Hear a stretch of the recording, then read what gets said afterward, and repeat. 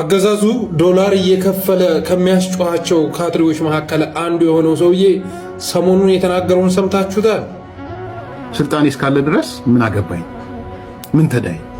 የሚሰጥ ነገር ካለ ሰጥቼ፣ የሚፈረም ነገር ካለ ፈርሜ፣ ዘላቂ ጉዳት አያምጣ እኔ ስልጣን ላይ እስከቆየው ድረስ እንደውም ታጣቂዎችን እንዲጠፉልኝ እፈልጋለሁ። ይሄ ዝውውር የሚሉ ሻቢያ አደብ እንዲገዛ እፈልጋለሁ።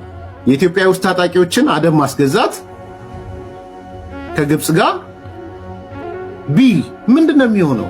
ኤርሚያስ ለገሰ የተናገረው ይህን ይመስላል። እንግዲህ ትራምፕ የሚያመጣውን ነገር ሁሉ አብይ አህመድ ግጥም አድርጎ ፈርሞ በመልሱ ግን ኤርትራን ጨምሮ የትግራይ ኃይሎችን እና በሀገር ውስጥ የሚንቀሳቀሱ ታጣቂዎችን እንዲያጠፋለት መጠየቅ ይገባዋል ነው እያለ የሚገኘው።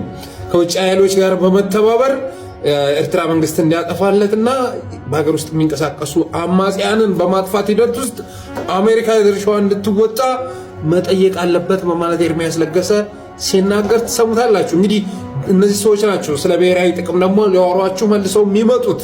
ባንዳ ሲሉ የምትሰሟቸው እነዚህን ሰዎች ነው። ይሄ የኤርሚያስ ንግግር በሌላ ቋንቋ ሲገለጽ አብይ አህመድ የኢትዮጵያን ብሔራዊ ጥቅም አሳልፎ ሰጥቶ ስልጣኑን ማስጠበቅ አለበት። ከዚያም አልፎ ደግሞ ከውጭ ኃይሎች ጋር በመተባበር ሀገር ውስጥ ያሉ አማጽያንን ድባቅ መጥቶ ሺህ ዓመት መንገስ አለበት ነው እያለ የሚገኘው። እና እነዚህ ሰዎች ናቸው ከከሌ ጋር መስራት አለባችሁ፣ መስራት የለባችሁም፣ አጋርና ጠላት እንምረጥላችሁ የሚሉት እንደዚህ አይነት ሞራል የለሽ ሰዎች ናቸው። ለዚያም ነው ከመሽኮር መሞት ሰው ኢትዮጵያ ውስጥ ያሉ አማጽያን መተባበር አለባቸው የምንለው። አብይ አህመድ ስልጣኑን ለማስጠበቅ አባቴ የአባይን ግድብ አፍርስ ቢባል በቅጽበት ውስጥ ያፈርሰዋል።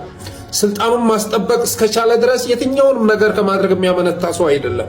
አብይ አህመድ እንደ ኢትዮጵያ ተስፋ የቆረጠ ቀን ታላቁ ኦሮሚያ ብሎ ይመጣል። ስለዚህ እንደዚህ ያለን አረመኔን ቤተሰብ፣ ህዝብ፣ አገር የሌለው ተራ ግለሰብ፣ ራስ ወዳድ ግለሰብን ለማስወገድ በሀገር ውስጥ ያሉ አማጽያን ሊነጋገሩ ይገባል። ከመሽኮር መውጣት አለባቸው። እነ ኤርሚያስ ለገሰ ይህንን ርዕስ ከመጠን በላይ ለጥጠው የሚጮሁት ለውጥ የሚያመጣ መሆኑ ስለተረዱ ነው። አብይ አህመድ በሰሜኖች መካከል ትብብር በተፈጸመ በማግስቱ የስርዓት ፍርሰት እንደሚያስተናግድ ስለተረዱ ነው።